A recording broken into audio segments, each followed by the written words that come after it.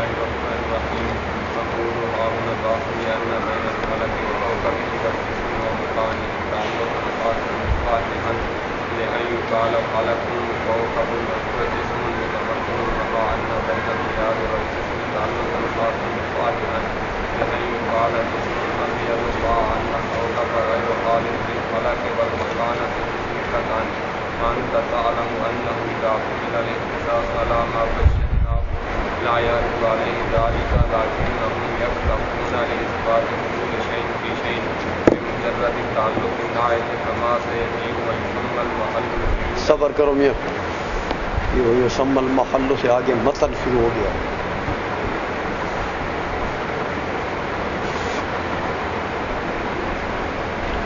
اب یہ میاں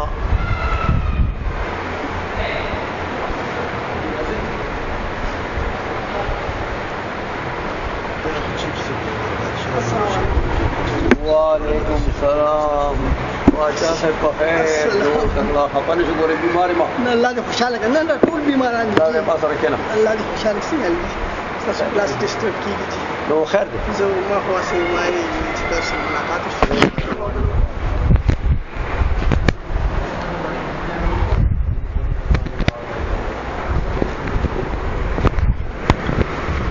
یہ ہمارے ڈسٹرکٹ کونسل مردان میں چیف آفیسر تھے، ریٹائر ہو گئے ہیں.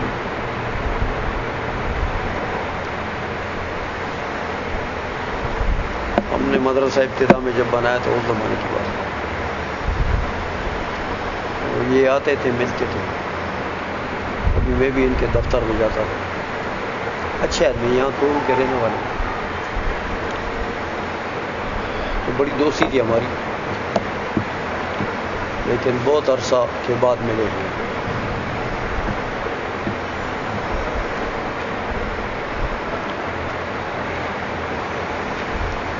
بہرحال یہ تو عام آدمی ہے، لیکن پھر بھی ایک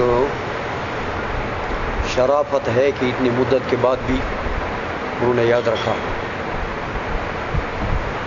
اور اس دن مدرسے کے لیے بھی کوئی 50,000 روپے لے آئے. دیکھا ادھر سنا کہ وہ استاد صاحب ادھر ہوتے ہیں، تو فضل منان نے مجھے بتایا کہ وہ آپ کے دوست آئے تھے، چند بھی دے گئے. وہ آپ کو میں اس وقت آرام کر رہا تھا کہ آپ کو اپنی جگہ ہے نہیں، وہ چلے گئے، کہہ رہے تھے کہ پھر آؤں گا ملاقات. اللہ جزائے خیر دے، محبت والے آدمی. اقول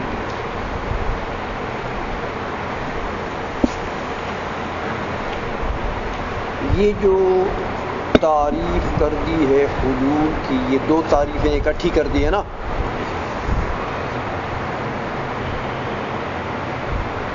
کہ الاختصاص الناعت، تو الاختصاص الناعت کی پھر انہوں نے تفسیر کر دی.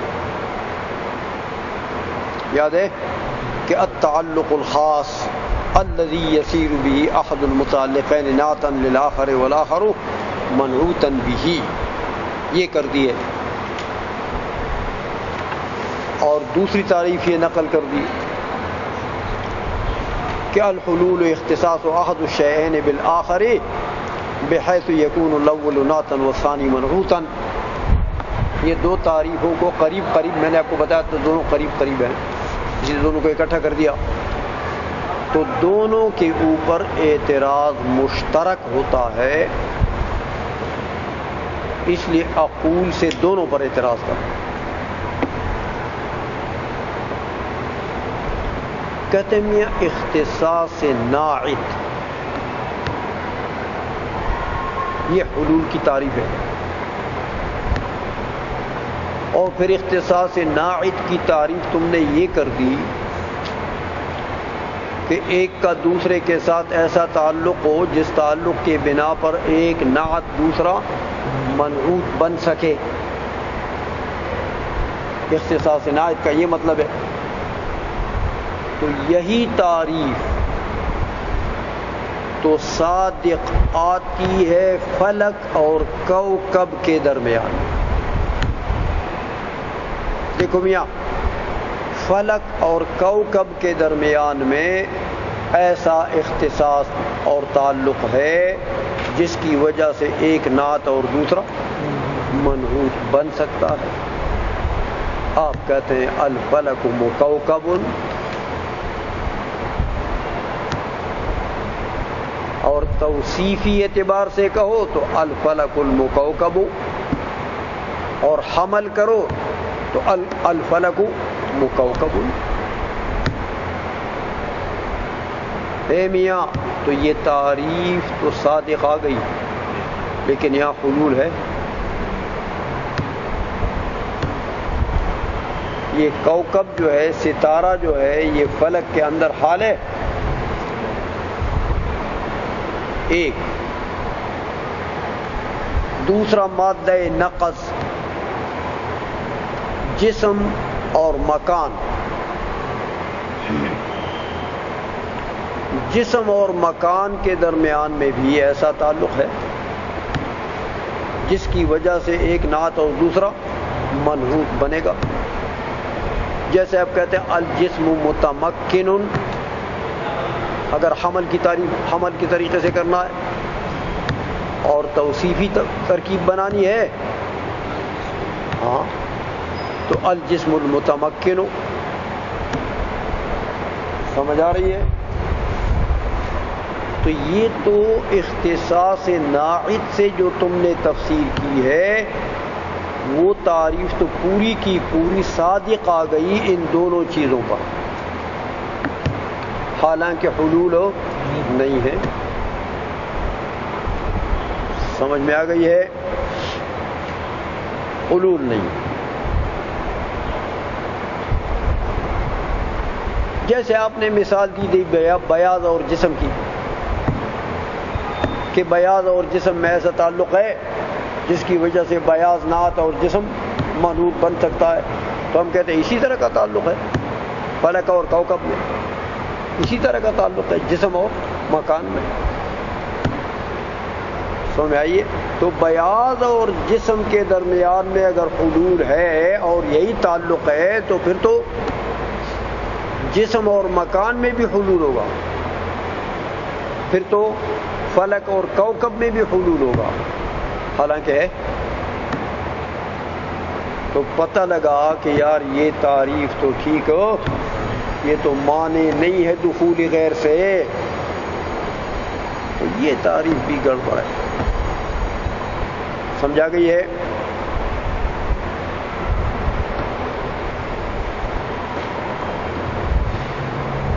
ترجمہ کروں میاں.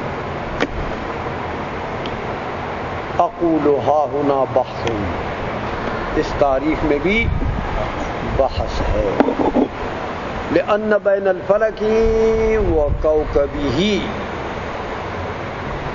فلک اور کوكب، والجسم ومکانہ، اور جسم اور اس کے مکان دونوں کے درمیان میں تعلقاً خاصاً، وہ تعلق خاص ہے جو مصححا لأن یقال، ہاں وہ مصحح ہے اس بات کی یوں کہا جائے کہ فلک مکوکب وجسم متمکن، کما ان بین البیاض والجسم تعلقا خاصا، جیسے بیاض اور جسم میں ایک تعلق خاص ہے جو مصحح ہے لأن یقال جسم ابیض، مع ان الکوكب غیر حال فی الفلک والمکان فی الجسم قطعا.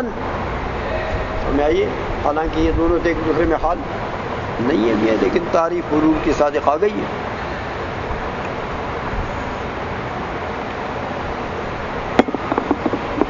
یہ اعتراض کر دیا عقول سے اس تعریف کے اوپر.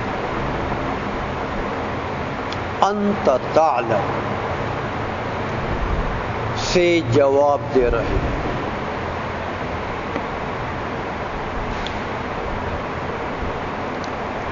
کہ میاں یہاں اختصاص ناعت کی بات ہوئی ہے نا، کہ حلول کس کو کہتے ہیں؟ اختصاص ناعت. تو اختصاص کا ایک معنی میں نے بیان کیا، میر حسین میبزی کہتے ہیں اختصاص کا ایک معنی میں نے بیان کیا ہے. اگر وہ معنی اختصاص کا لیا جائے تو پھر یہ اعتراض نہیں ہوتا. یہ جو ابھی اعتراض ہوا فلک اور کوکب کا اور جسم اور مکان کا، یہ اعتراض پھر نہیں ہوگا اگر اختصاص کا وہ معنی لیا جائے۔ بتاؤ میاں میر حسین میگزی نے اختصاص کا کون سا معنی بیان کیا؟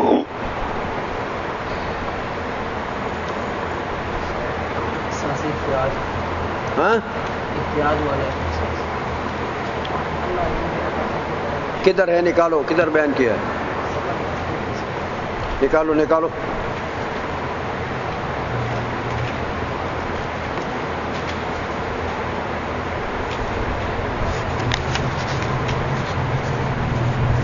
کدھر بیان کیا ہے؟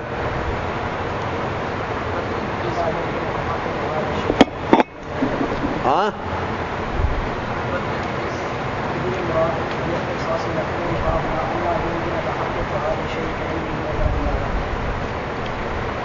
کدھر سے ابتدائی عبارت کرو، کدھر سے کر دیں؟ صفحہ نمبر 33 ذیل مراد بالاختصاص المذکور هاهنا الا يمكن تحقق هذا الشيء بعلم نظر الى ذاته بدون ذلك كما في یہ معنی ہے، سمجھائی ہے کہ اختصاص سے کیا مراد ہے۔ ذیل مراد بالاختصاص المذکور، اس تعریف میں جو اختصاص مذکور ہے اس سے مراد کیا ہے؟ اللہ یمکن تحقق هذا الشیء بعینہ نظرا الی ذاتہ بدون ذلک، کہ ایک شے بے اعتبار ذات من حیث الذات اس کا تحقق بغیر اس دوسرے کے ممکن نہ ہو۔ ایک شے بے اعتبار ذات لا بشرط شے کے مرتبے میں اس کا تحقق بغیر دوسرے کے ممکن نہ ہو، اختصاص کا یہ معنی ہے۔ اب یہ معنی اگر یہاں لیں گے اختصاص کا، کہتے ہیں نہ کوکب والا اعتراض وارد ہوتا ہے نہ تمکن والا، کیونکہ دیکھو کوکب اور فلک یہ ایک دوسرے کے بغیر پائے جاتے ہیں کہ نہیں پائے جاتے؟ ان کا ایک دوسرے کے بغیر پائے جانا ممکن نہیں ہے۔ ہو سکتا ہے آسمان ہو کوئی کوکب نہ، عقل جائز رکھتی ہے نا، کوکب بھی جوہر ہے، آسمان بھی جوہر ہے، ایک جوہر بغیر دوسرے کے تو متحقق ہو سکتا ہے، سمجھا گئی ہے؟ اسی طرح جسم اور مکان لو، سمجھائیے، تو عقل تو جائز رکھتی ہے جسم بغیر مکان کے ہو، مکان بغیر جسم کے ہو، کیونکہ مکان بھی جوہر ہے، یہ بھی جوہر ہے، تو ایک جوہر کا تحقق بغیر دوسرے جوہر کے تو ممکن ہے بھی، اس لیے اب یہ اعتراض ہوں گے، یہ دونوں مادہ اعتراض جو ہے نقل کے مادوں کو ختم کر دیا ہے، اس لیے فرماتے ہیں وانت تعلم، ترجمہ کرو، تجھے علم ہے کہ انہ اذا حمل الاختصاص علی ما بیناہ، کہ اگر یہ اختصاص کا جو لفظ ہے الاختصاص الناعت میں، اس کو اگر حمل کر دیا جائے علی ما بیناہ، اس معنی پر جو ہم نے بیان کیا ہے، تو لا یرد علیہ ذالک، پھر یہ اعتراضات اس کے اوپر وارد ہو نہیں ہوں گے میاں۔ تو کہتے ہیں یار کرو نہ حمل اس معنی کے اوپر، اس اختصاص کو کرو نہ حمل، جب اعتراض سے جان چھوٹ سکتی ہے تو یہ کیوں نہیں کرتے، وہ معنی کیوں نہیں لیتے؟ کہتے کیا کریں، یہ مولویوں کی عادت تو میں تبدیل نہیں کر سکتا، سمجھائیے، ہم نے تو صحیح راستہ دکھا دیا ہے، اب مولویوں کی عادت ہے کہ بس وہ اختصاص نائت کا لفظ بول کے چلے جاتے ہیں، کہتے ہیں حلول نام ہے کس کا؟ اختصاص نائت کا۔ اب اختصاص کا کیا معنی ہے؟ تو پھر اعتراض ہو جاتے ہیں کہ اختصاص تو یہ بھی ہے اور وہ بھی ہے اور وہ بھی ہے اور وہ بھی ہے، سمجھائیے۔ تو مولویوں کی عادت جو ہے بڑی ایسی پڑی ہے، تو عادات سے لوگوں کو نکالنا تو مشکل ہوتا ہے۔ مفتی کورس میں پڑھا ہے آپ نے، نزع الناس عن العادات تو یہ تو حرج ہے، اس میں بہت زیادہ ہو نہیں سکتا. سمجھا گئی ہے؟ پورے معاشرے کو دیکھو نا، یہ حضور کی شان ہے. اللہ اکبر. کسی کا کام نہیں ہے میاں. مولوی لوگ کہتے ہیں لوگوں کو عادات سے نزع کرنا یہ ممکن نہیں ہے، بس عادت کی طرف آؤ، عادت پر حکم لگاؤ، عادت سے لوگوں کو نکالو مت، نکل نہیں سکتے. عادت پر حکم لگاؤ. عادت کو پھر عرف کہتے ہیں. حضور فرماتے ہیں نہیں، ایسا نہیں، بری عادت کو تبدیل کرو. عادت کے تابع نہیں ہونا ہے. عادت کو دیکھو، قبیح عادت ہے اس کو تبدیل کرو، صحیح عادت ہے ہاں اس کو برقرار رکھو. حضور تشریف لائے، معاشرے میں بری عادتیں بھی تھی لوگوں میں، اچھی عادتیں بھی تھیں. ہاں، مشرکین کی بری عادتیں حضور نے تبدیل کر. ان کی عادت نہیں تھی کہ بچیوں کو زندہ درگور نہیں کرتے تھے. بچی پیدا ہو جائے تو اسی وقت دفن کرو. سمجھائیے؟ حضور نے تبدیل کیا کرو. اذا الموءودة سئلت بأي ذنب قتلت. وعید آ گئی نا اس کے اوپر. اس معاشرے کی عادت کو حضور نے تبدیل کر دیا. چھوڑ دو یہ بات. پورے معاشرے میں انقلاب برپا کر دیا. یہ آسان کام نہیں ہوتا. عادات سے نکالنا لوگوں کو، علماء سب کہتے ہیں کہ یہ مشکل کام ہے. سمجھا گئی ہے؟ مشرکین نے بتوں کو خدا نہیں بنایا تھا. سجدے کرتے تھے، مرادیں مانگتے تھے، سفر پر جاتے تھے تو وہ اقلام نکالتے تھے، وہ فال نکالتے تھے نا، ازلام جس کو کہتے ہیں. ازلام، قرآن نے جو ازلام کہا ہے، یہ سب ان کی عادتیں تھی. ہاں، وہ خانہ کعبے کا ایک مجاور ہوتا تھا نا، اس کے پاس یہ اقلام ہوتے تھے. یہ جیسے نہیں ہوتی، یہ تیر. تو ایک کے اوپر لکھا ہے کہ حمل، دوسرے کے اوپر لکھا ہے صحیح، تیسرے کے اوپر لکھا ہے کہ جائز، چوتھے کے اوپر لکھا ہے غیر جائز، پانچویں کے اوپر لکھا ہے کہ وہ سفر و نفع، اور کے اوپر لکھا ہے سفر و شر. ایک بکواسات لکھے تھے وہ. تو کہیں سفر پر جاتے نا تو پھر اس سادن کے پاس چلے جاتے، اس مجاور کے پاس. اے ذرا مجھے فال نکال دو کہ یہ میرا سفر خیر کا ہوگا کہ شر کا ہوگا. بغیر 7 دن کے اجازت کے سفر پر نہیں جاتے، خیر شر معلوم کرتے. 7 دن جو ہے وہ اقلام جو ہے وہ ہلاتا. کسی کو کہتا ہے یار ایک قلم نکالو، وہ ایک نکال لیتا. او یار اس پر تو لکھا ہوا ہے کہ سفر و شر،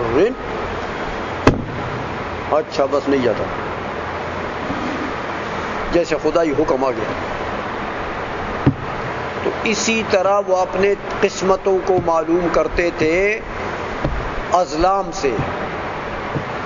یہ ان کی عادت تھی. حضور نے تبدیل کر دیے کہ نہیں کیا؟ بتوں کے پوجا ان کی عادت تھی، حضور نے تبدیل کر دیے کہ نہیں کیا؟ قبیح عادات